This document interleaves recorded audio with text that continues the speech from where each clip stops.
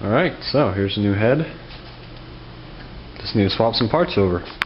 Got this head from Cylinder Heads Only. Heads Only, I think, was the name of the company on, or the seller on eBay. Let's put it together, see what happens.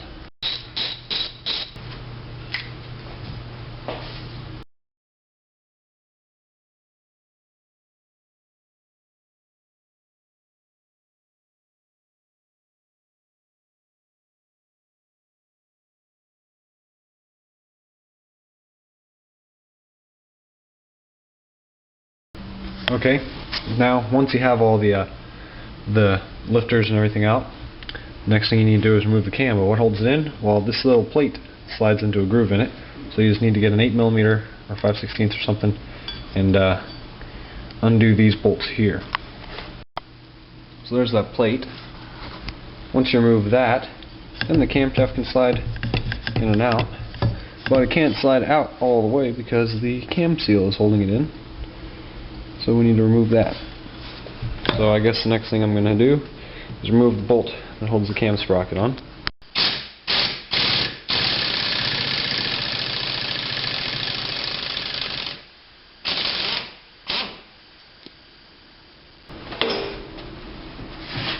Now the sprocket needs to come off. So to do that,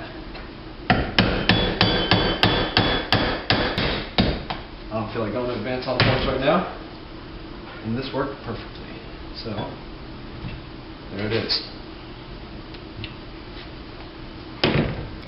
Alright, let's get this seal out of here.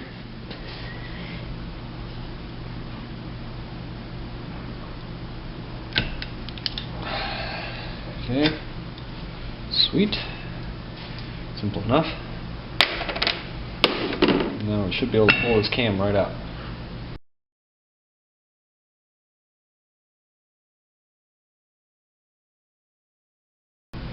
Ta-da! Beautiful. Alright, well there's a little bit of oxidation here on the end of the shaft. Just on the part that was outside the seal. So I got some 400 sandpaper here. Just going to knock that down.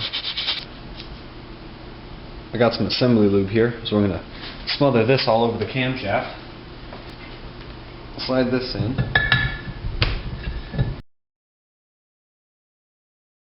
So the cam is in there with no lube yet, and the last journal is still sticking out, and you can see every journal through the holes for the lifters. So we're going to just drip some assembly lube onto all the journals from here.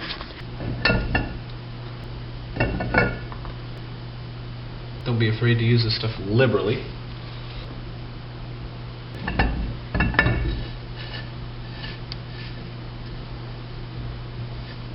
Oh yeah, that feels nice.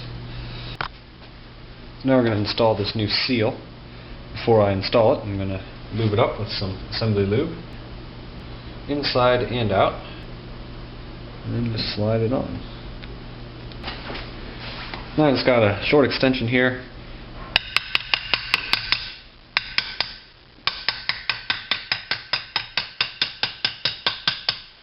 It's tapped in until it's flush.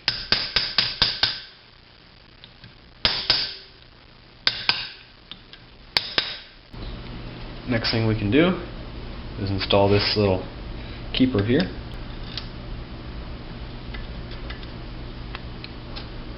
Just line up the bolt holes, thread them in.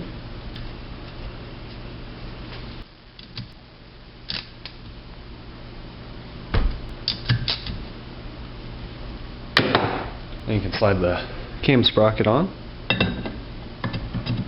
Make sure you do it the right way. It only fits on one way. Once this is torqued to 77 foot-pounds, then you can go ahead and toss all that stuff back in. Don't be afraid to use a generous amount of assembly lube. All done. I got the head up on blocks now because when these get tightened down, some of the valves will open enough and they come below the deck of the head. So that's to prevent them from getting damaged at all. Now we can torque the rocker caps to 18 foot-pounds.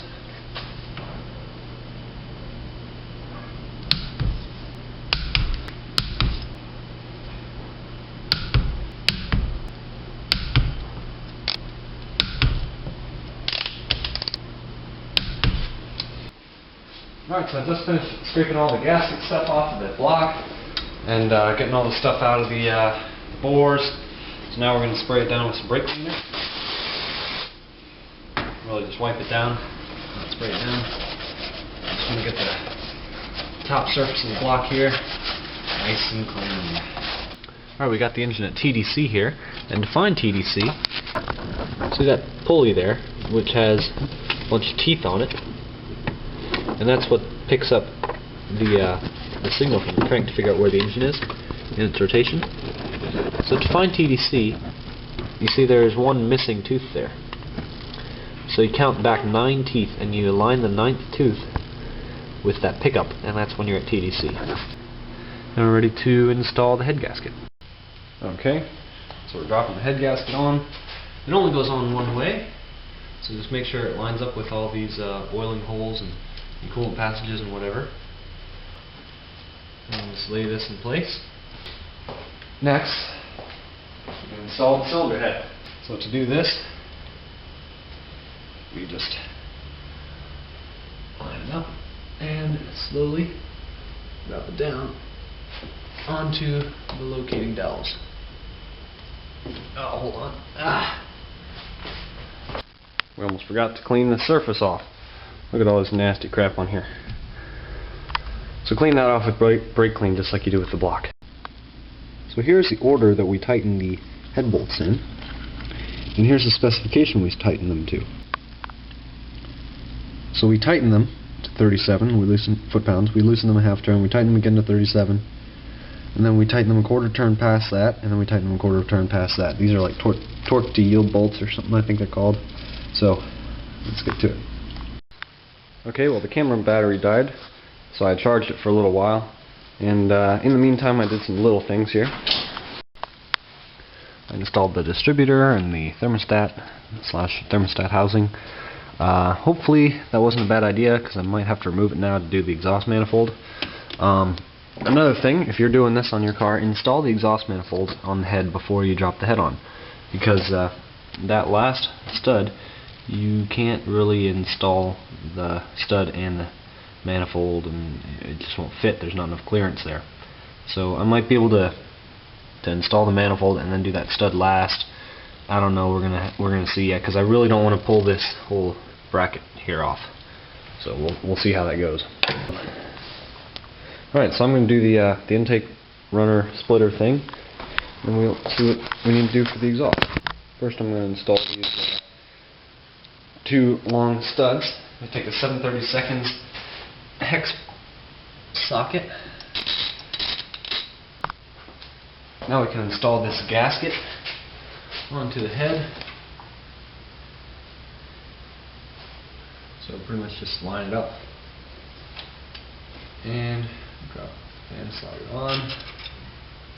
And now we can install the intake runner with the fuel rail on it. So we'll just put this into position.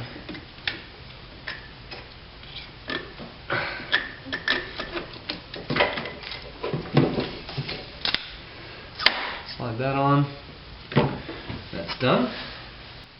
Starting to look like an engine again.